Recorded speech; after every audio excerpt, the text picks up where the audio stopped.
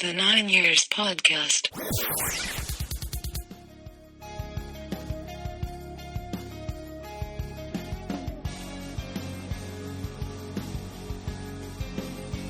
All right, everybody, welcome to episode 75 of the 9 Years Podcast, the AFC Wimbledon audio fanzine. In fact, the world's number one AFC Wimbledon audio fanzine. Stu, do you know we are still the most listened to AFC Wimbledon podcast available anywhere on the planet? Of course, why would anyone go anywhere else? Exactly, that is the voice of Stuart Deakins, of course. I am Nick Draper, your hosts of this week's and every week's show, except for one. I think you've only just missed the one, haven't you, Stu? Yes, I wasn't well, I believe, wasn't it? Was I wasn't well or something like that? Yeah, I think you were unwell. So yeah, which is not like me. It's not a bad record, though. Yes, and then, wasn't it Chris deputised for me, and then I couldn't wait to come back after listening to that. I think Chris and George Jones stepped in. Yeah. And there was the three of us, and I thought that was the best show we ever did. Of course, and the listening figures reflected that. and they genuinely did, listeners. They actually, honestly did. They were the highest rated or the fastest downloaded show in our history up to that point. Not to rub it in there for you, Stu. No, of course not. But anyway, enough of this. Thank you very much for joining us on this week's show, be it on iTunes, YouTube, or 9wirespodcast.org. We're not going to mess about this week, Stu, are we? We're going to go straight into it. Let's go straight into our big topic this week, which is, can you please describe to the listeners what you were just trying to explain to me? Something in your flat which was long, black, and very hard. No, to give some context to that conversation. Basically, what it was, I couldn't hear Nick through my iPhone, and my table is a glass black table, and I had all the wires, and I've got a black laptop, and everything, I just couldn't see the wires, and I was getting a bit confused, and I just didn't describe it correctly. No, unlike your description just then, which was crystal clear. Yeah, I had a couple of chances to pronounce it and revise it. Right, top 7 lists. Who wants to go first this week? Well, I've done quite a list that you might enjoy. Okay. So I was that bored. Right. With no football, of course. We've got no football now, have we? So. Okay. Do you want to go then? Yeah, so I've gone for my top 7 former I don't know if it is WWE or WWF, because these are all my favourite old-time wrestling characters that I used to watch when I was younger. Oh, that's very interesting, because I was so close to doing a wrestling one, but I thought I'd leave it for another week. But go on. Your top 7 favourite WWE wrestlers of all time. As there's no football, I've obviously succumbed to that. So, in no particular order of my favourites, I do have a favourite, but yeah, in no particular order, the British Bulldog, Mr. Perfect, Hulk Hogan, The Undertaker, The Heartbreak Kid, Macho Man, and my favourite tag team, the Bushwhackers. Of course. The Heartbreak Kid being, of course, what's his actual name, Stu? I don't know, because when I did look on Wikipedia, because he's had a different... It's not Shawn Michaels, is it? It is, yes. Shawn Michaels, of course it is. But I noticed on a few of these that have actually had many different names. Yes, they would have changed their gimmicks or their characters over the years, yes. But how can you change your name? Surely that's your name. It's entertainment, Stu. Sometimes you need to rebrand. Keep with the times. Absolutely. Of those 7, of course there are technically 8 people in that, because the Bushwhackers were a tag team. Sadly, 3 of them no longer with us. Yes. Sobering note. We shall come back to wrestling very, very shortly, Stu, but let's get my top 7 list out of the way shortly. Yes. Shortly? Quickly? Shortly or now? Yeah, now. Let's do it. I thought, as I am a teacher, as you know, Stu, in a primary school, I thought I would bring some of my day-to-day working life to the podcast and list my top 7 children's books. So I'm just going to read you the titles of these books that are available inside my school. So just to clarify, are they children's books or books that children read? They are children's books and books that children read, because that's what a children's book is. Because when I was younger, I used to read things that I shouldn't read as a kid. That's all. Just check. These are genuinely children's books. Okay. All right. So, my top 7 children's books that you can read and are currently available inside my school building are Antsy and Mr. Drybone, The Loneliest Hoe in the World, What Shall I Put in the Hole, Cooking with Pooh, Do You Want to Play with My Balls, Why Is Mummy Moaning, and The Muffin Muncher. Sorry, I had to put myself on mute there because I couldn't stop laughing. What was the second one in? The Loneliest Hoe in the World. It's about Father Christmas. Gosh, not having any reindeers. Of course, so he's only saying ho to himself. Ho, ho, ho. Exactly. Of course. Well, I'd love to work in your school. I'm glad somebody does. All right, this week, Stu, on this week's podcast, nothing really to talk about. I know. Should we just have a general chat about life? I mean, there's no football going on. There's no... Well, our game in the week was postponed due to a frozen pitch in Gillingham. We haven't got a game this weekend coming. And the last game we actually played was a 0-0 draw with Chesterfield. And the game before that was the Sutton United replay that we talked about to death last week. And I'm pretty sure we don't want to revisit anytime soon. I know, it's quite mad, isn't it? Because when you look at it, it's sort of that Sutton game has sort of like basically killed our season for 2 weeks. It's like a mini break. Really everyone says, everyone's talking about maybe having the winter breaks. Well, we've just enforced our own winter break. Not obviously we didn't create the weather patterns coming across, but it's been pretty cold. But yeah, everyone's just getting on with it, aren't they? Really. So let's be honest. I don't think the 2 week break couldn't come at a better time in terms of the injuries we've got and chance to get on the training pitch if we can train properly. So let's just hope when we do start again away at Sheffield United that we hit the ground running. You are absolutely right. We do need that break. What the break has entitled us or allowed us to do then this week, we will touch on that Chesterfield game. It's just given us a chance to reflect on the season so far and where we think the rest of the season is going to go. We're going to look at how the squad is shaping up, look at our run-in, look at some of the highlights of the season so far. What you didn't mention there, Stuart, or I should say as well, don't worry, listeners, all the usual features are coming as part of this week's show. Two-word tango, Napoleon Go, and the like. We've already had our top 7 list. But Stu, you are quite right. It has allowed focus this weekend to turn to something other than football for us, namely wrestling. It's the Royal Rumble this weekend, along with the NXT show the night before. So, as you just did your top 7 list about WWE wrestlers, very, very quickly, who is your tip for this year's Royal Rumble? Let's get this out of the way now. One of the names you mentioned is actually in the Royal Rumble this year. Try to work out how my list ones are still alive, if I'm being truthful. The Heartbreak Kid? No, he's still alive, but he's no longer wrestling. It's not Mr. Perfect. No, he's definitely dead. The kind of Bushwhackers, their tag team. Yes, one of them or the other could win if they were in the Royal Rumble, but they're not. 1 second. I've gone Bushwhackers, Macho Man. Dead. Heartbreak Kid. Oh no, Undertaker. Yay! Oh, crikey. How old is he now? Isn't he ready to sort of do, He's 6 months younger than Danny Boorman. No. So he's about 53. He's in his 50s. He must be. But he's still going on a part-time basis. He's actually my tip this year, Stu. I'm going to predict The Undertaker, because this year of all years, it's almost impossible to predict. Normally you can work it out. Normally it's fairly obvious. This year, no chance. No one has a clue, which makes it more exciting. But surely there's no such thing as a part-time Undertaker. Why not? Just as a bit, could be a secretary and then on the side do a bit of Undertaker work. It's a dead-end job, isn't it? No one's going to... Woohoo, boom. Hey, let's get out of that one. Oh, wow. I think you're digging a hole for yourself there, Stu. I'm not continuing with that rubbish. The puns, not the wrestling. Obviously, wrestling's not rubbish. Yes. But a number of our listeners are no longer listening to us because we've been talking about wrestling for too long today. So let's go on to Chesterfield and that exciting 0-0 draw. Our guest on the show last week, Scott Forward, Chesterfield fan, even he would have been subdued and had the life sucked out of him by that 0-0 draw, I'm sure. Such a vibrant personality. Even a vibrant personality like him, that jovial character, would probably have found it hard to get himself motivated for that game, by the sounds of it. Yeah, it looks like it. I'm just looking for the stats here. So what 5 shots, 2 on target. They had 14, 4 on target, line share possession, and we had more corners. There's not really much in it, really. I think for us, if you look at it before the game, you'd have gone for the changes we had and the personnel we had in, take the draw all day long. And so I don't know about you, but obviously you and I weren't there, but I was reasonably confident we'd get a draw. I didn't think Chesterfield would be able to open us up too much. And in the end, it proved that way. But the good thing is, we obviously gave a league debut to Alfie Egan. And we managed to get George Oakley involved. We managed to get Edgy Kaza on the bench. Civic, obviously, Toby Civic got on the bench. So there was good things in terms of we managed to get game time for people that have been sitting on a bench or not been around the first team scene. But really, yeah, it couldn't have been a great game to watch. Neither you or I were there, as you mentioned.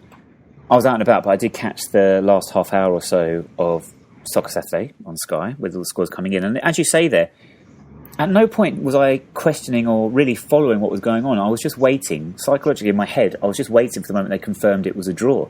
It was a very, very strange feeling. It was almost like we all knew it was going to be a draw going into it, and everyone that didn't go was just blindly getting on with their lives waiting for news to come through. I thought we might get a 1-1 draw, if I'm being honest. I thought we might break this horrible run we're on of failing to score away from home in the league, which still stretches back to that Peterborough game at the end of October.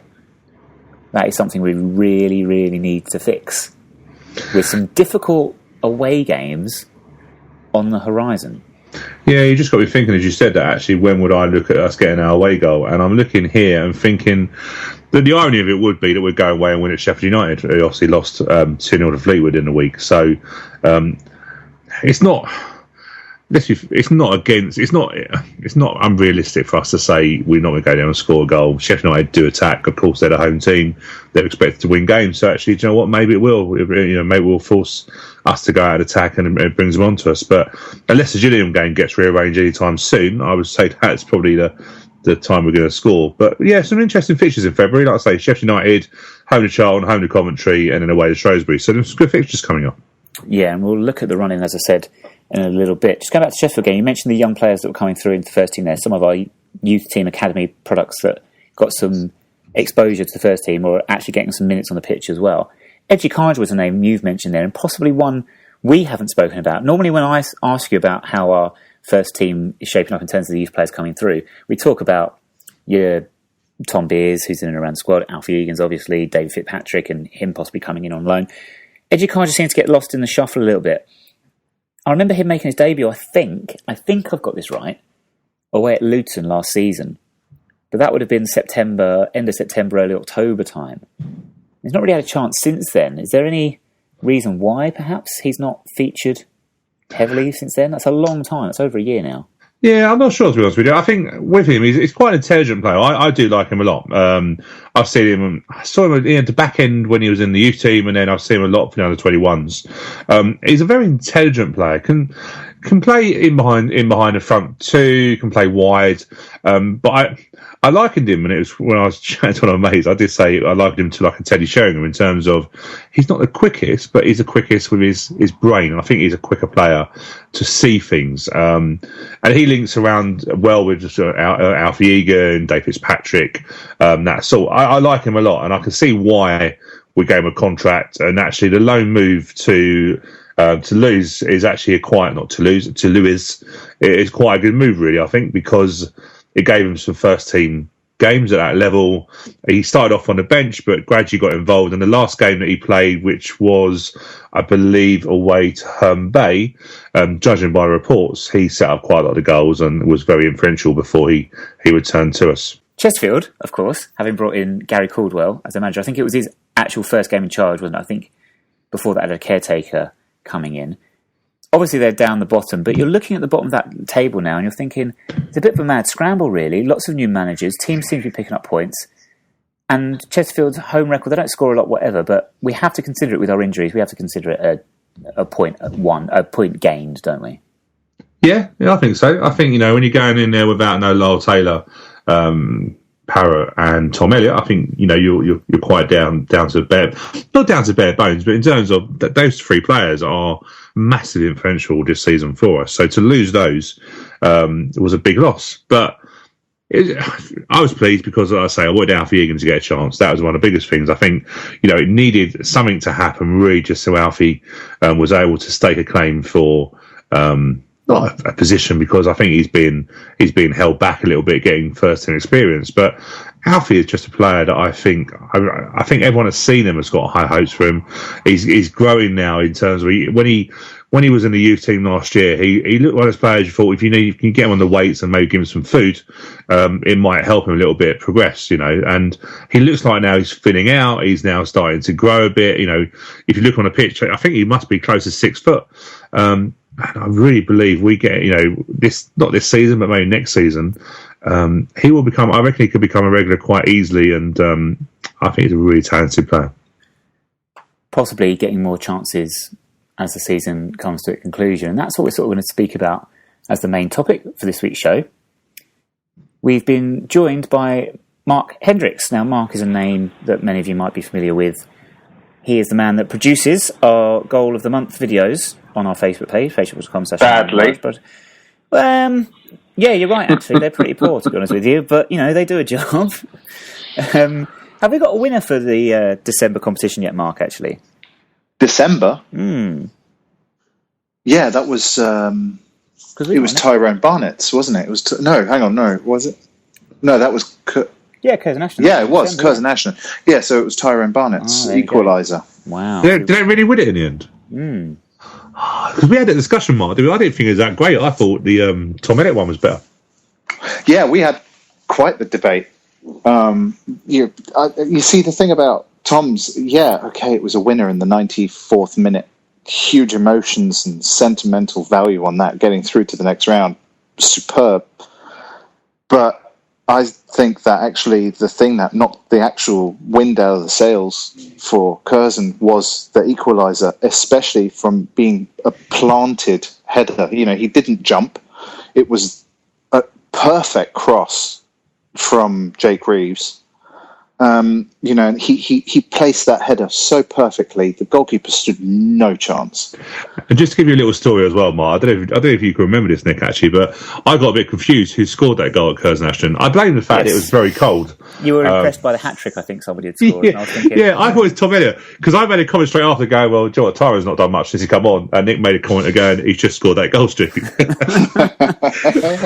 So, yes, I think I got caught up in the emotion of it, and it was mighty cold that day up in Curzon. I will not forget that in a hurry. Won't forget the wind. I've not experienced wind like it since no, let's not make that joke.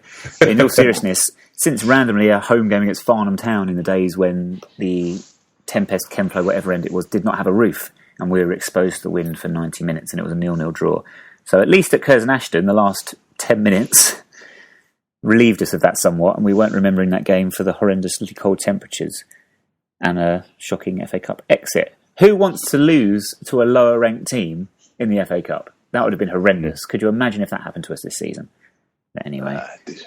Mark, thank you very much for joining us. I think we are fair to say, we can describe you, if not as your full-time job, but as journalist for the local Guardian, providing match reports and commentary to the Wimbledon Guardian, isn't it? And it appears on the yourlocalguardian.co.uk website. It isn't just the Wimbledon Guardian, apparently. No, they Epsom Guardian, all that. Yes. The whole of South London. I am absolutely still flabbergasted how that all came about. It was just an absolute shot in the dark, and they said, we love it. This was the Lemonade article to start with against Oxford. Yes. And they said they wanted more. And I was like, oh, okay. Happy? Yeah. Sure. I like to write, so why not? Absolutely. And it's very interesting that you've been picked up actually by I guess it's because of the change in the newspapers and stuff that the Guardian, the local Guardian now have inherited the running of many, many local papers and things like that. The actual Kingston Guardian, would you believe, doesn't actually cover AFC Wimbledon. There was a vote of the readership back in, I think it would have been around 2002, 2003. I'm not sure exactly when, but right near the start of our rebirth, our reformation, Kingston Guardian readers said, well, Wimbledon might play in Kingston, but we want Kingstonian news, so they don't cover us. Well, I shall not be submitting anything to them. No, we'll stick with the Epsom and the Wimbledon Guardians for now. Yeah. But your latest article, in which we're just talking there about the squad and looking at some of the young players coming forward and what role they're playing in the team over the next few months, your latest article compared our squad to flat pack furniture, in which we've built it up, but at times we need to replace things. For instance, imagine if you have put together a long black see-through glass table of some description. Oh, the horror. Could you imagine? No, it wouldn't match any rest of my furniture, I tell you. No. After a while, you say, the table we built at the beginning of the season has taken a few too many knocks, if I can get my words out. A leg needs replacing, or in AFC Wimbledon's case, Taylor, Bartram, Elliott, Meads, Parrott, Robinson and Barry Fuller. We are struggling a little bit with options. I know we've said there that our young players, and Stu's mentioned, have come into the side against Chesterfield and done very, very well. But in the case of some of those names I've read out there, Jonathan Mees, obviously long-term problems with injuries. Andy Bartram struggling at the moment with injuries. Lyle Taylor, we don't know how long he's going to be out for. Paul Robinson is not getting any younger. Danny Ballman, a name you not mentioned there, actually, again, similarly. And Barry Fuller, we seem to have a lack of competition. So we're looking at our squad. We're looking at where we are in the league and thinking, we shouldn't be in any danger of being relegated at all. We still need about 23 points. But in the current guys in our squad, are you saying you don't think we have enough options there to guarantee our safety and we need to add from outside and not just rely on our young players? Absolutely. But let's be realistic. We all know we can't really afford it. So we have to look at our development squad. That is our key. Now, I've got full faith in Neil Ardley and his team. There's no questions asked. And I believe that even if we were stripped down to even more of the bare bones, they will churn out the results that we need in order to, achieve as many points total as possible come the end of the season.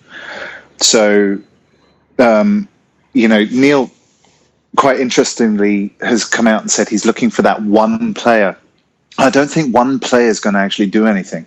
I've got the list of the squad in front of us, and I've held it up against other squads in League One, and we are very low numbered. It's kind of a bit worrying on that front, but I still maintain that if the development squad, it's Cox, isn't it, who runs the development squad, or is it? Yeah. Who's is it? Sorry, yeah, exactly. My mistake. If he carries on doing what he's doing, we have nothing to fear. In previous seasons, though, I think it's fair to say at this time of season, time of year, this is where we've looked to go into the loan market and just bolster it a little bit. Now, we know the loan rules have changed. Stu, I think we were both expecting, despite the changes and the tightening of the rules regarding loans and limiting our options across the Football League, we still expected a couple of names to come in at this time, didn't we? Just to get us over the line. It's proved very important for us over the last 5 or so years. It certainly doesn't seem like it's actually going to happen this time round. No, it doesn't. And Neil Ardley's been honest enough to say that he won't bring anything in unless he feels it is going to make a difference. And it has to be that way now. I think the difference we've got at the moment now is where we've got a good number of players coming through from the under 21s. I think there's a better group of players coming through now, where I think before he couldn't trust Alfie Egan, Tom Beer, Dave Fitzpatrick when he comes on, George Oakley. I don't think he could really trust those types of players. They didn't have the experience, but I think he does now. He doesn't really want to start with their progressions, because at the moment now, if we find a St. Paul midfielder and he's no better than Danny Bourne, he's going to sit on the bench, or he's no better than Jake Roos. He's going to sit on the bench, and likelihood is he's going to take the place of Alfie or Tom Beer, and then you're naturally pushing one of your players back further down the line. So that's my gut feeling. I think the midfield, he's been honest and said the midfield option is what he wants. But we all know that 6 foot player who can get from box to box, can head, can tackle, can pass, they're not available or easily available in League One. Do we not need some options out wide, though? Is that not where we are really lacking? Andy Barcham, no natural replacement. George Frankham, hot and cold. David Fitzpatrick out on loan. If he goes, yeah. I've got to be honest, I'm finding that decision more and more bizarre every passing week. Someone that's been trusted with the first team. I know we've gone up a level, but surely he does just give us that option of something different. Some of our benches over recent games have looked very limited, that Sutton game in particular. Yeah, I think the thing is with 4-4-2, we've rarely played a 4-4-2. I can't remember the last time we really played with what I would say wingers. I think if we look at Sutton, we went back to 4-4-2 at Sutton. We played Barcham wide left, and we played Dean Parrott on the right side of midfield. But he's not a winger. He's not a wide right player. He wants to be in the middle, doesn't he? So I just don't know whether he's going to go with a 4-4-2. He looks to go with a 4-3-3 or a 4-5-1, which can turn into. I just don't think I don't think he trusts or he feels the wingers give us anything more than what we've got. David Fitzpatrick is a frustration. Especially now we've extended a loan. So that's his second extension now, that's right, isn't it? Yeah, I think so, yeah. So I think that's the maximum you can extend it, I believe. So I think he will be coming back after his month with Torquay and getting a lot of game time then. So you wonder whether, and like I say, he said, I've listened to the Don's player interview today, and it looks like he said, we've got it mapped up about their development, and you wonder whether in his idea is that Dave Fitzpatrick would come back in late February and then hit the ground running and go from there. But it is a bit frustrating because Fitzpatrick is an exciting, fast player, and also, bear in mind, can play wide of a three up front. So he can play like a Barcham wide of the front three. the squad then, as it is, Mark, we're looking at, let me just double check so I've got this correct, 19 games, 19 league games to play. We're aiming, I think psychologically, in fans' eyes, we're aiming for that 50-point mark. I think the management team, Stu, I think I'm right in saying, looking a little bit higher than that, 52, 53? 53, I heard, yeah. Okay, to be absolutely certain. So, Mark, with the current squad then, I know we said we have to rely on them, but how confident are you that we're not going to be in any trouble whatsoever? Bearing in mind, as I said earlier, 11 points at the gap at the moment to the bottom four, but with some tough games and some tough away games over the next 2 months. You see, yeah, okay, tough away games. The strange results always do come and go during seasons. Just look at Fleetwood going up to Sheffield United midweek. I mean, who saw that coming? It's possible. Earlier you were talking about our first away goal. I believe that is going to happen at Shrewsbury, actually. But if you look, we've got 29 players on our squad list at the moment, if we don't include Fitzpatrick, obviously, because he's away on loan. Out of those, that 29, 2, 4, 6, 7 of them have played 0 minutes. So that goes to show that people are now starting to get minutes left, right, centre. And attitude reflects leadership. And the leadership is obviously Neil and his team. And the attitude that the players put down on the pitch is in everyone's eyes, even against the horror show that happened at against Sutton. Everyone can see that we tried our best. We played with all our hearts on the pitch. So I believe we will be absolutely fine. Even if we lose some instrumental players for the beginning of next season, I think we're going to be absolutely fine. We are established now in League One. We will be established for a couple of seasons, at the maximum a couple of seasons, before we start going for a real push to get into the Championship, in my opinion. This is what Neil Ardley did when he took over the reins, in League Two. Yeah, okay, it was a relegation fight right at the beginning of his tenure. But then he steadied us. He kept us in League Two for quite a while. And then last season, he saw that push. He was like, right, let's go for it. Let's see what we can do. Let's go for the playoffs. And that, Stu, to bounce off what you were saying earlier about whether Alfie Egan and everyone wasn't quite ready to step up to the mark, I agree, because he had that sight of the playoffs in his mind. He was like, right, I'm not going to risk our midfield, specifically with Alfie, who just broken through. Fitzpatrick, who was, kind of knocking at the door. He stuck to his guns and maintained that team, and we pushed right on through. And to play, not devil's advocate really, to really throw a spanner in the works there, we're talking about building the squad and being safe this season, and yes, at the moment we shouldn't think otherwise really. We should be all right, 5 more wins, we'll be fine. Are we looking though, Stu? You're saying Neil's saying he's not going to bring anyone that's not going to improve the squad. We're looking next season in League One, still at Kingsmeadow, still the smallest stadium in the Football League, let alone League One. Finances that we don't have in comparison to a number of teams in our division. I think we're going to struggle to improve the squad over the summer, and think next season, are we in for a little bit of a tough time?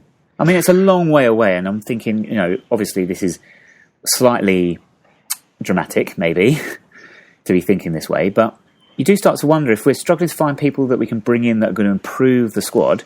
That's what you want to do at the end of every season, isn't it?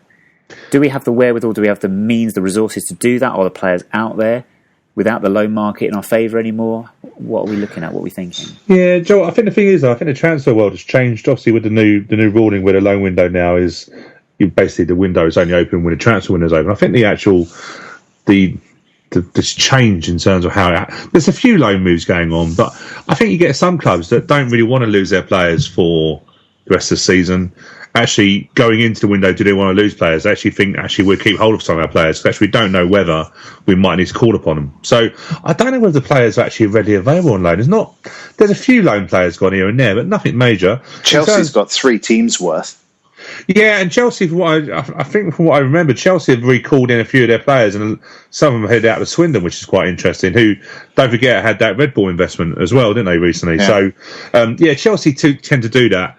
Obviously, Ryan Sweeney's gone on loan to Bristol Rovers now, so that's going to be interesting because he's there on loan also for the rest of the season. So he's now going to get his League One experience with another team, which is a bit frustrating, but we've still done well out of that anyway.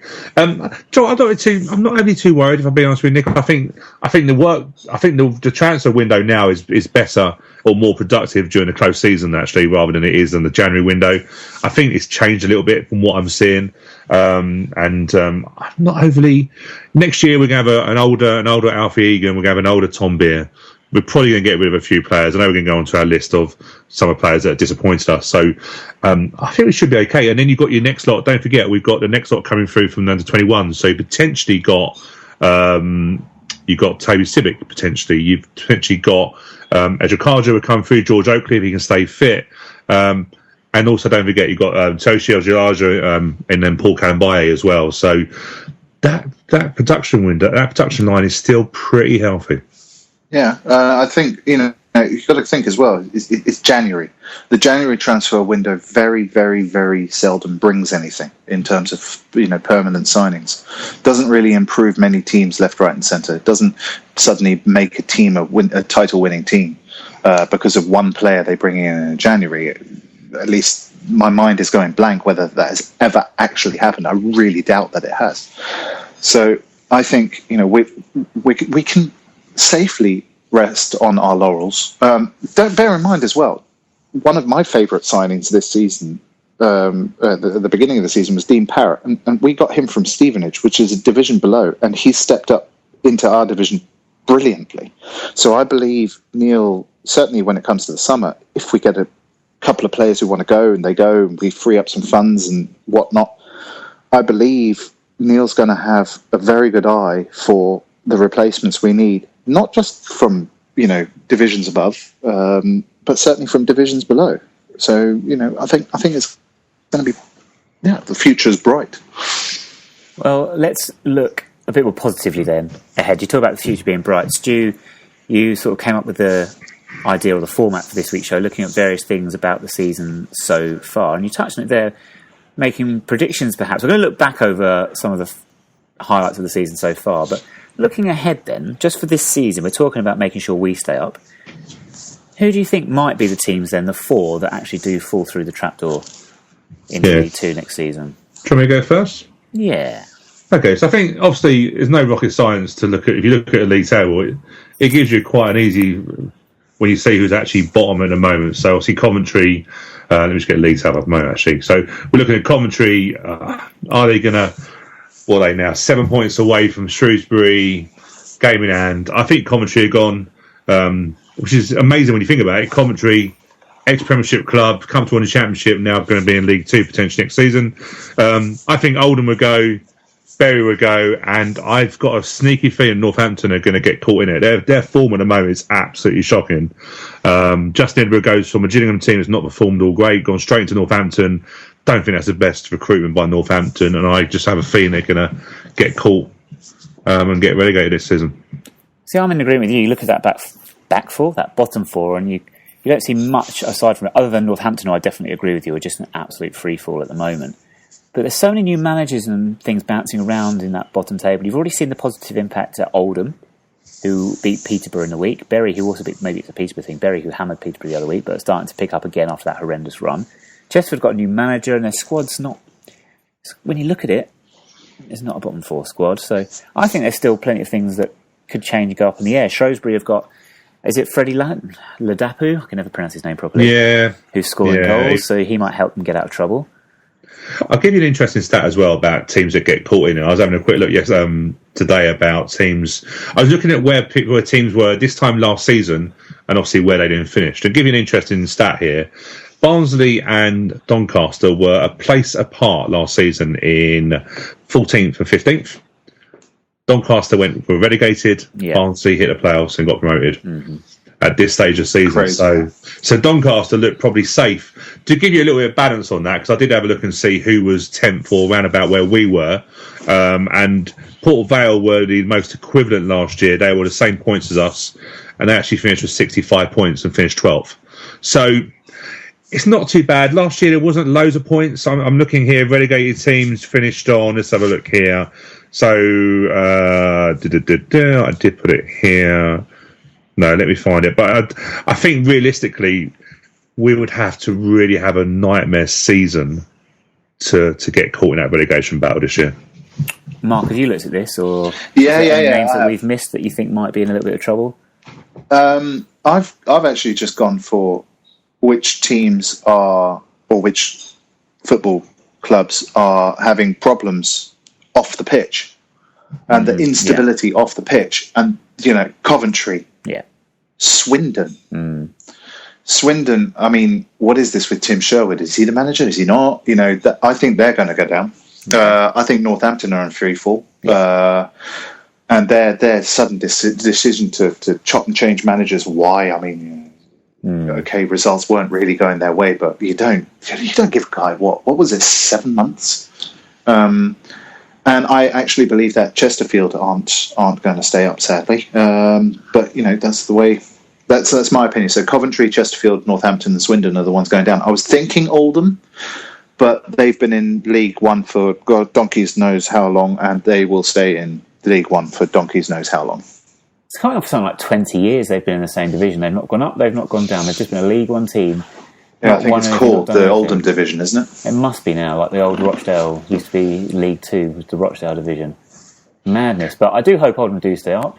Obviously, I've got family, obviously, people won't know this if they're listening, they might not know this, but I have family connections with Oldham as well. So I do hope they stay up, and I hope we're not relegating them on the final day of the season.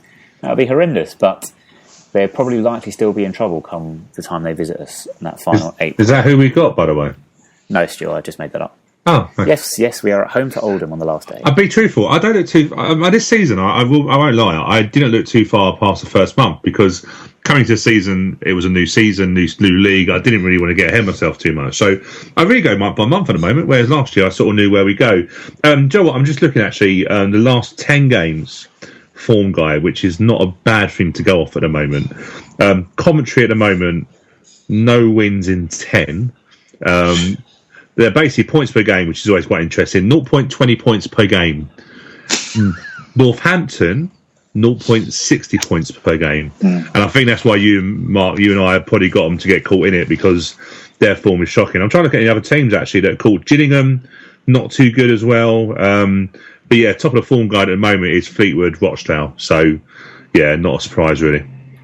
Have you just especially for the fact that Rochdale just got absolutely humped, didn't they? They did by Oxford, 4-0. Oxford, and they couldn't win on our patch, crikey. Yeah, exactly. Yeah, sorry, Stu, just go back there. 0.60. Yeah. Or just 0.6. Yeah. Oh yeah. With my teacher hat on there. Sorry, I can't let these things slide. I have a sickness. But I'm just literally looking through the stats. But yeah, Northampton 22 goals conceded in 10 games. I think you can see where they should be working on over the break. Absolutely. We're not going to spend too much time, I don't think, on who will go up from the division. I think we've got things about our own club to worry about. But should we just have a list of names, Stu, if we go around very quickly? Your top 2 at the end of the season will be? Yeah, Scunthorpe champions and Sheffield United runners up. Mark? Sheffield United champions, Fleetwood second. Interesting, because Fleetwood are a tremendous. Fleetwood are so in form. Yeah. They are so in form, and with Uwe Rösler, they've got a fantastic manager. Okay. It's a German connection comes in. Yeah, absolutely had to. No, he kicked in our little dugout, but he's a good manager. He's a very good manager, and he's certainly one for the future. Yeah, and he's got experience of getting out of this league as well and being up there. So interesting. Stu, playoffs. One goal for Fleetwood, Southend, Bradford City and Bristol Rovers. Okay. And I fancy Bristol Rovers to win the playoff out of that. Interesting. Mark, have you looked at that? I don't have the 4 teams for the playoffs, but I've got who's going to win the playoffs, and it's Bolton. Bolton, yeah. I have a feeling that Bolton will be up there. I'm not sure if they'll get over the line. Like neither of you have said they'll go up top 2. I don't think they will be. I agree with you, Stu. I think it'll be Sheffield United and Scunthorpe. But if anyone's going to overtake Scunthorpe, because I still fancy Sheffield United to win the league, it will be Bolton. If not Bolton in the playoffs, definitely. I think, just very quickly, I think the difference for me was if it still continues, the window's not shut yet, but if Scunthorpe can keep hold of their top goal scorer and also Bristol Rovers can, then I just think when you've got a player on form, Matty Taylor, crikey, if he stays in the window, Bristol Rovers have got a hell of a chance. They're leaking. They're leaking so many goals at the moment. They got Ryan Sweeney now. Yeah, he's going to certainly. Yeah, well, okay, I'll put a stop to my argument. No, you're right. I just think when you've got a goal scorer scoring so many goals, you've always got a half a chance. Yeah, I'm not convinced by them at all. You look at those teams we've mentioned there in the top half and the top six. Sheffield United, we have to go and visit them soon. Scunthorpe United, we have to travel to midweek. Bolton and Scunthorpe in the same week, in fact, away from home. That'll be interesting. Fleetwood away in the middle of March. And then Bradford City away, final away game of the season, along with trips to Swindon, who will be fighting for their lives, I think, and Shrewsbury Town as well. So interesting, difficult away games await us. Let's look back over the season so far for us. Stu, as you came up with this list, where would you like to begin? What should we look at for the season so far? Cool. So what do we look at? So favourite games? Okay. So I had a couple, but because I haven't been to loads, so that's been disappointing. So I can't really go for too many. I can't really count Bury as great wins because Bury just turned up and let us walk all over them. They didn't turn up, that's the problem. Well, they didn't turn up, did they? It has to be the fun. To be fair, Bury's visit has to be the funnest time of the season because they were just comical defending. Which one? FA Cup or all of them? They were just every single time. All of them. I've never seen a team lose the first goal and just lose their discipline. The last time I saw that was probably when Ches and Hook arrived at our place in the Combined Counties. It was just comical to watch. Now, my favourite game, and what I did see, was our 3-1 win against Oxford. I just felt we buried our hoodoo, we scored some cracking goals, and it just got topped off with Darius Charles scoring, a 25-yarder top corner. With his wrong foot. With his wrong foot, smiling, and all the Oxford fans crying their eyes out. It just couldn't get any better. That was my favourite win so far this season. Mark? I've got 3 written here. I've got sentiment. My favourite game for sentimental reasons is the first game at home, which was against Bolton. To see Bolton written up on the scoreboard was like, whoa, hello, it's Bolton. Bolton Wanderers on our patch. What's this all about? This is awesome. And of course, you know that a palindrome of Bolton is not lob. I didn't know that, and that's another useless fact that I'll just bury into the depths of my head and never repeat again. So then for atmosphere, Bury 5-1 win in the league. The first Bury game, the FA Cup, that was great fun. Don't get me wrong. The second game, the 5-1, the stadium was heaving, and it was just a carnival atmosphere. It was great fun. Performance-wise, I'm going to go with the opposite of what Stu said. Oxford at home. It was the perfect game. It's a great game, wasn't it, Stu? Can we not say that? I missed that game. Can we not say that?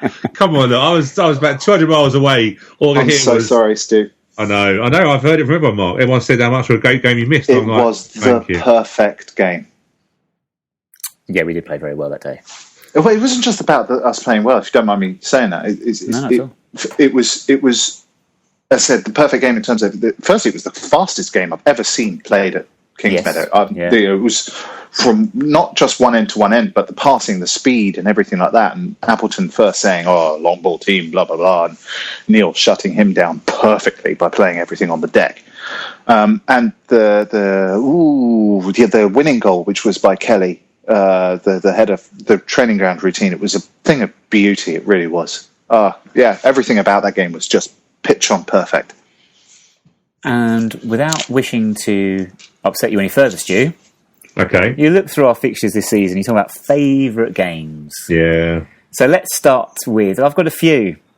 Let's start with Charlton away. Yeah. I'll second that. That was amazing. Yeah. The atmosphere was cracking, and what a goal by Tyrone. Didn't you think that, Stu? Wasn't that amazing? Sure. Well, I just can't believe I picked this year to get married. I just think, why did I choose this year to get married? The games I've missed this season. Well, they've not missed that many. I mean, the second one, for instance, wasn't... I'm going to mention Peterborough away. Yeah. Yeah, in the league. Yeah. I'm not going to say that's the finest 45 minutes of football I've ever seen produced, but it's certainly up there. Yeah, Peterborough were the best home record at that time. Yeah.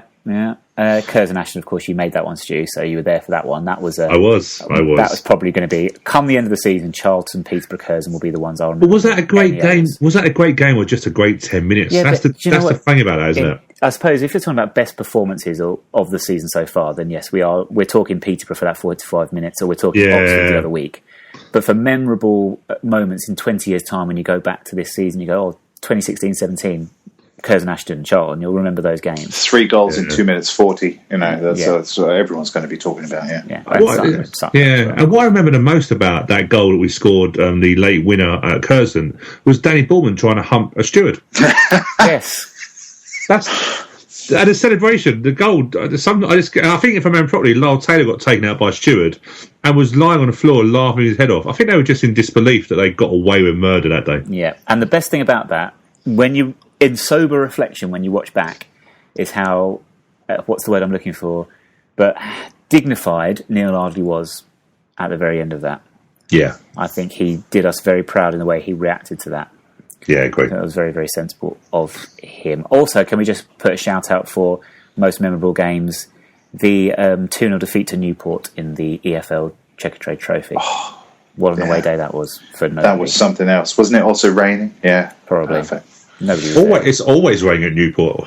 Yeah, it always rains on That's Newport. why their pitch is in such bad condition, eh? It's just a bog, isn't it? But most disappointing games then, excluding any Checkatrade games, because I forget that competition was a thing this season.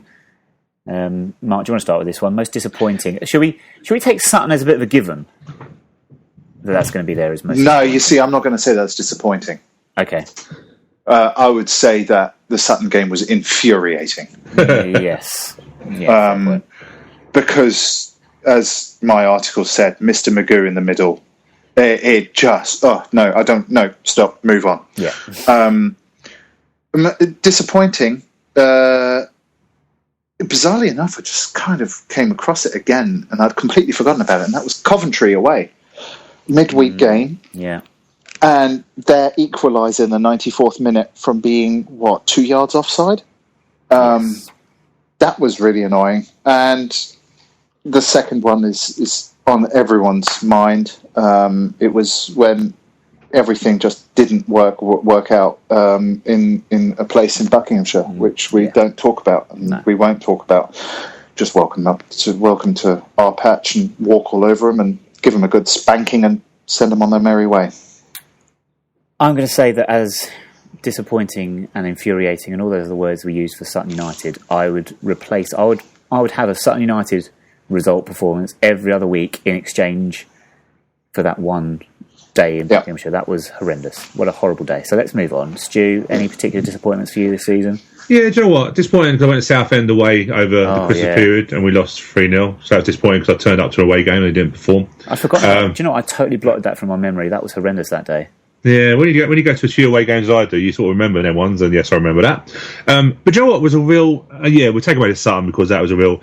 But Bradford at home, when we lost that last-minute goal to Hansen, I just thought we played so well that game. We went 2-1 up, Taylor penalty, trying to hang on, and I just felt... I still remember it now, the Hansen header going in, and just that sick feeling in your stomach, thinking we're just throwing away probably a win, but at least a point against Bradford, are one of the better teams we've seen down at our place. Okay, we are running a little bit late, as we always do. As I say, Stu, we're running late, but sounding great. Let's fly through the last couple of one of these. Best player or player that you feel this season... Do you want to go for best player, or do you want to go for most improved player? How do you want to phrase this? Yeah, I've gone for both. I've gone for best player and most improved. All right, let's go for both then. Let's go for 2 in 1. Cool. So my best player is Lyle Taylor. Mm-hmm. And most improved, because I don't think this person had a great season last year compared to now, is Tom Elliott. And also James Shea. Yeah, Mark, do you want to run through your names first, and then we... Best player, he's here, he's there, he's every bloody where, Jakey Reeves. Mm-hmm. Most improved, Sean Kelly. At the beginning of the season, he was very suspect, but he's really found his feet now.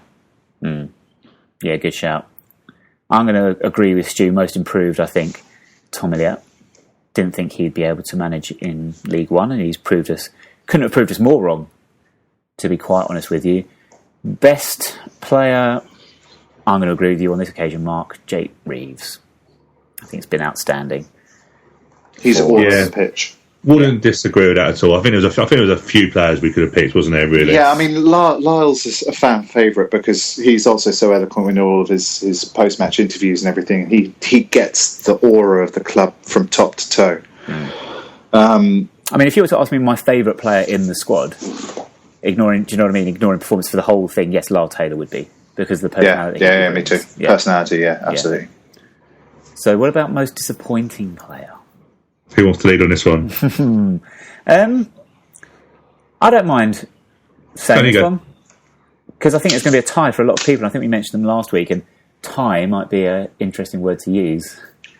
But boom. Yes, I think we're looking at Tyrone Barnett for me, because as well as Hendrikx Curzon to help us out on that particular day, I think, and Charlton with his great header, I think generally not a player that inspires or fills you with confidence when you see him coming on. So for me, Tyrone Barnett's that kind of a player who's got to be in the middle of the 6-yard box, ready for a header. Yeah. He's not one to play in the final third of the pitch, in my opinion. I'd be agreeing with that. And Whelpdale as well, unfortunately. I had high hopes for him when he was coming in. He started off quite well, but hasn't really got to his potential at all. Stu, what do you think? Yeah, mine's Chris Whelpdale, because I thought, you know what, great record at Stevenage, was top goal for Stevenage last season and didn't play after Christmas. So his goal record was really good, but he's just injury prone, and actually when he has played, he's made George Frankham look proper like a 100-metre sprinter. Tyrone Barnett has a bit of disappointment for me, because he's really what I expected. When you looked at Tyrone Barnett before, the rumour mill was he was lethargic, didn't look interested sometimes, fitted in and out of games, and really hasn't done anything different to what I expected, really. I think with him, I was more hoping he was going to excite more and not go against what I'd sort of read and stuff. But yeah, he's basically been what I thought we'd get. I do have a third on my list for disappointing. Really? It's a really, really, really controversial one. I have a feeling I might have one as well, but go on. Bazza. I don't get me wrong. He's a workhorse, absolutely. But unfortunately, too often in the matches so far this season, the left midfielders have got his number too many times. And, at the beginning, they all started hitting Sean Kelly, and he's shored up. So they've gone, you know what, let's go for the other, the weakest link, which unfortunately at the moment has been Barry. And I do believe that's a simple fact that he's got a bit of a hangover from last season. He played way too many games last season, and he doesn't have anyone really challenging him for that right back spot. He's got a shoe in every match. If he had a really good prospect coming up, I think he would buckle up and improve slightly more. I know it's very controversial. I love the guy, don't get me wrong. He's our captain, fantastic. But I do think he is slightly on the disappointing side this season. Certainly, perhaps a position that we might possibly look at getting some cover in just in the final days of transfer. We shall see. We shall wait and see. There's still a bit of time to go. As I said, we run through these last ones. Maybe if I could ask the pair of you for just one-word answers to 2 questions then to finish up.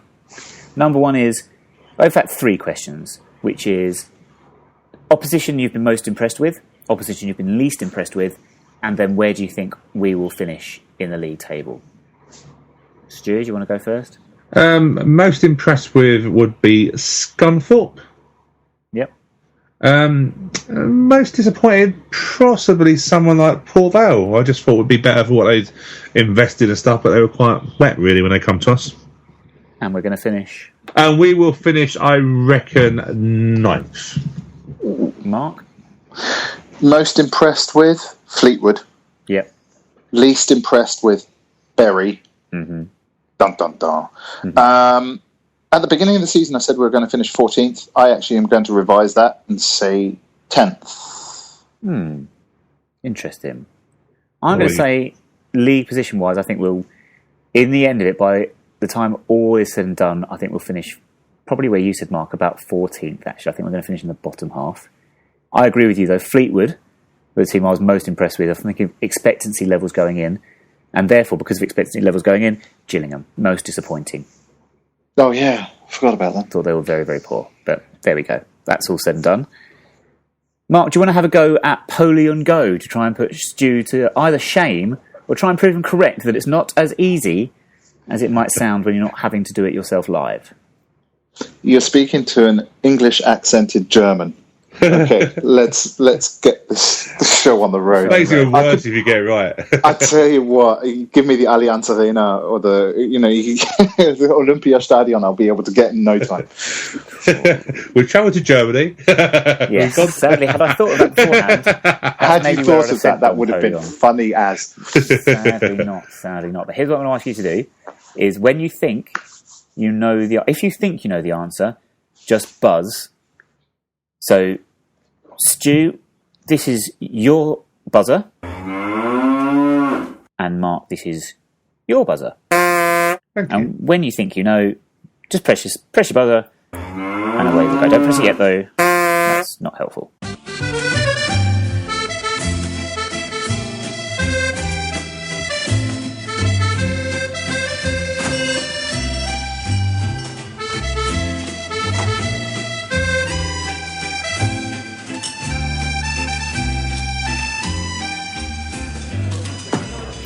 Right. Okay. Clue number 1. Dominic is travelling quite a distance out of London. Given the team he's going to see, he is expecting some excellent singing. Is that cryptic? Yeah.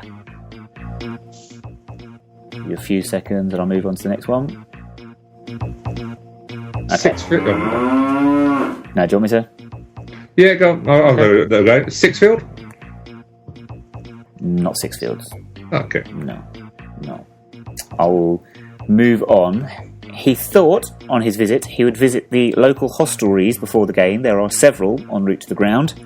And he has ended up in the Complete Angler pub.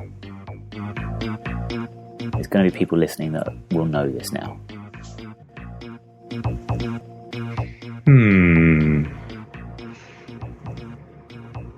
No, I can't think what it is.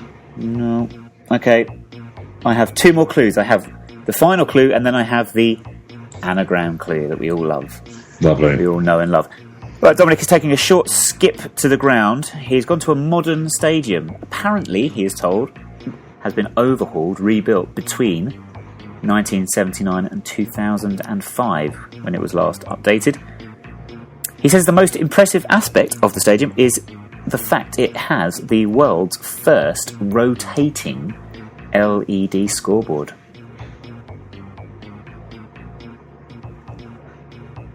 Wow. No takers? No, nothing for me. Nothing? No way. Rotating the scoreboard. Yeah, it's what true. a waste of money. It is indeed. Right, the anagram clue then. I'm feeling quite tense now. Not really a funny anagram this week, but it just was a simple one that came up. Car door war.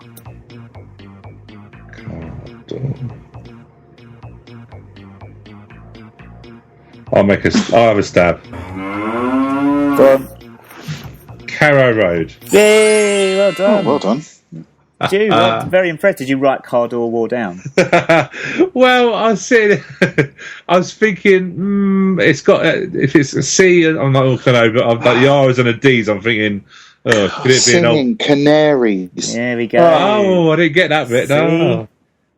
I love that clue personally, but then I would because I made it up. Give yourself a big pat on the back. I will do. It is kind of tricky. To be fair to you, Mark, that was possibly, I think, the hardest one we've put together. Stu will disagree. They were hard Sure, to because me. he think they're all hard. Turf Mill. Anyone? Yeah. I'm not going to live that down, am I? In a word, no. No. Turf Mill. No. Should we have, we've got a couple of minutes, should we have a go at a 2-word tango for the first ever 3-person edition of this wonderful game of ours? If you could go for it, yeah. What do you want to do? All right. What sort of players should we go for? Should we just go for all-time Wimbledon players and see how far we get? Yeah. I think we've got Oh, to get, my Lord. I think we've got to get fairly a long way into the game this time, surely. Yeah, we need to should make it a bit more difficult than that, though, 'cause that could go on for ages, could it? Not our record, anyway. Not with our record, no, it couldn't. But, What have we done? Have we done defenders before, or Yeah, done midfielders? well, we can do another. If we've done it before, I'm sure we could limit it to a position. If we've done it before, we've done it before. Yeah. What do we? Mark, you be the judge. What position do you want to go for? Position. you've done goalkeepers in the past. You've done wing backs, central defenders, centre backs, centre halves. Okay. Yeah. All right. Let's do this then. Mark, if you go first, then I'll go, and then Stu will go. Okay. In alphabetical order. I'm gonna fail miserably. I'm so bad at names. Anyway, I think, Mark, between Stu and myself, we've been doing this for quite a while now. We've done horrendously badly. So do not worry. You can't do any worse than we've been doing. Let's go. Gotta listen out for this guy. It's a famous name, but don't fly. Something like Sebastian Coe. Celebrity 2-word tango. Paul Robinson. Dean Blackwell. Chris Perry. Ryan Sweeney. Herman Hreiderson. Dean Blackwell. Oh, Stu. Oh, I got the order wrong, didn't I? No, you didn't, but we'd already had Dean Blackwell. Had we? I'd already said Dean Blackwell. Oh. We got to 6. No, we didn't. We got to 5. How? I really wasn't listening. I do this all the time. I get to a stage where I'm too interested in what I'm going to say. I don't really listen to others. Sorry, what? I switched off there. What did you say? Oh, dear. I lost already. Well, I hope you enjoyed your turn on 2-word tango, Mark. However brief. It was beautiful. I could write poetry. What a rubbish game. It would probably be a haiku because it would have to be very short. But there we go. Yeah, boom, boom. There we go. I guess that brings us to the end of the show. I suppose we should look ahead to the weekend's game with... Oh, that's right. We don't have any. Stu, is there any updates at all from any other teams that you'd like to bring us, or a loan watch, or any other information you can give us before we sign off for this week? No, I think what we should just quickly say out is obviously the under-18s are up at Preston on Wednesday next week. So there is a coach going up towards that, and we play... Well, naturally play Preston if we're travelling to Preston. So, great chance. So, last 16, great chance to get through. Obviously, this last season we got to this stage and got Chelsea, which is a bit of a unfortunate because they weren't, obviously, they normally win this competition, did last year. But yeah, just to say, we're doing really well. Preston is a great chance to get through. And realistically, out of all the clubs that are still left in there, we are probably one of the only clubs, we are the only club in League One, apart from a club which I find is still amazing, Roxbourne Borough are still in the FA Youth Cup. Giants of English football.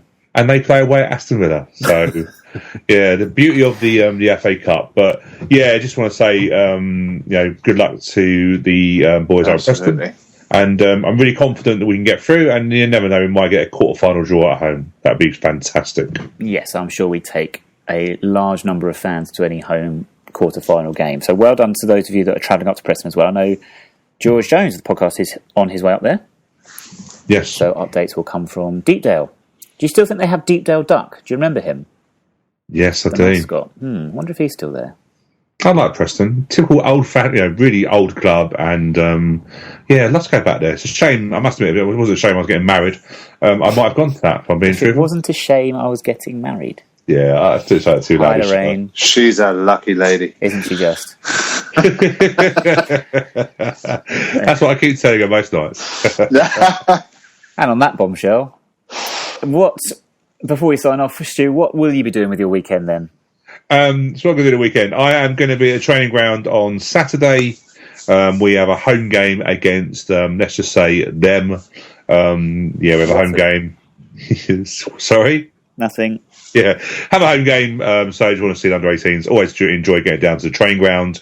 I think the first team will be training as well. So it should be a nice morning down there. And then probably I will watch the Sutton game on Sunday. And we'll graciously wish our local boys luck against Leeds.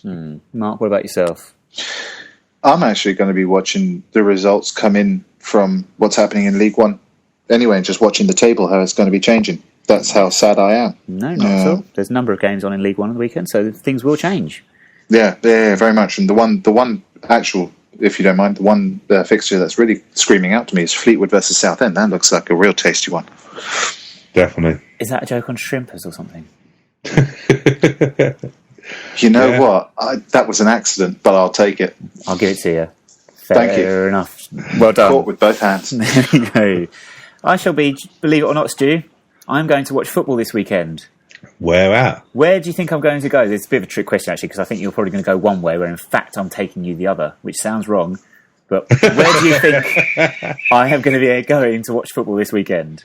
So I'm thinking my answer would normally be Luton, but I also know you sometimes go down to Plymouth. But that's a bit far to go for a game. That might be a bit far, yes. Who are Watford playing? Definitely not. Thank you, Mark. Not It's maybe a Fulham game. Fulham, well done, yes. Fulham Wow. win the FA Cup. The family are heading down to Fulham, to Craven Cottage. Nice. So, yes. Nice. Who they I got? haven't been there in ages. Hull. I struggle to say Hull, but I am trying my best to pronounce it correctly. But yes, FA Cup fourth round. That's a glamour game for the FA Cup, isn't it?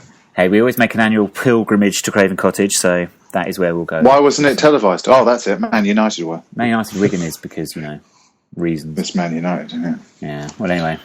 Thank you very much, Mark, for joining us this week.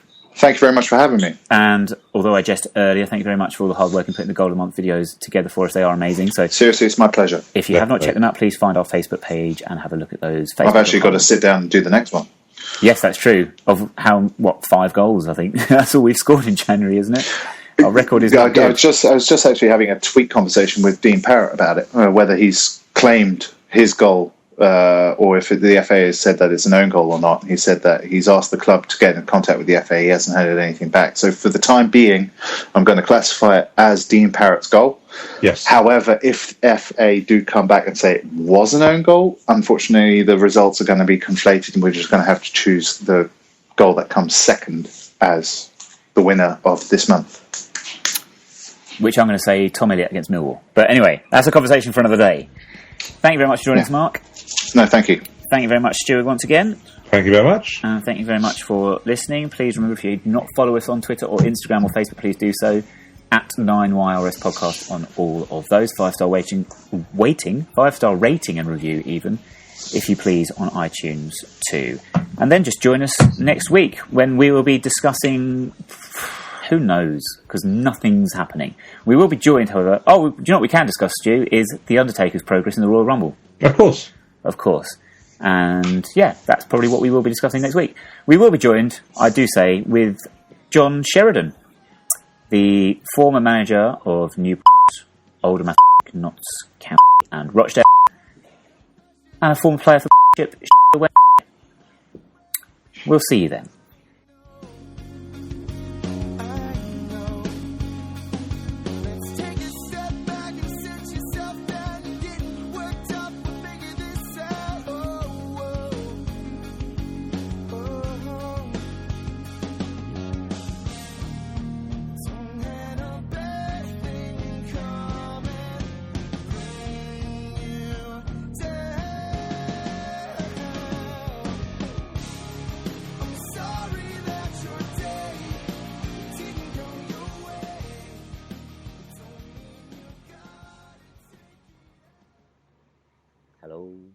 Hello?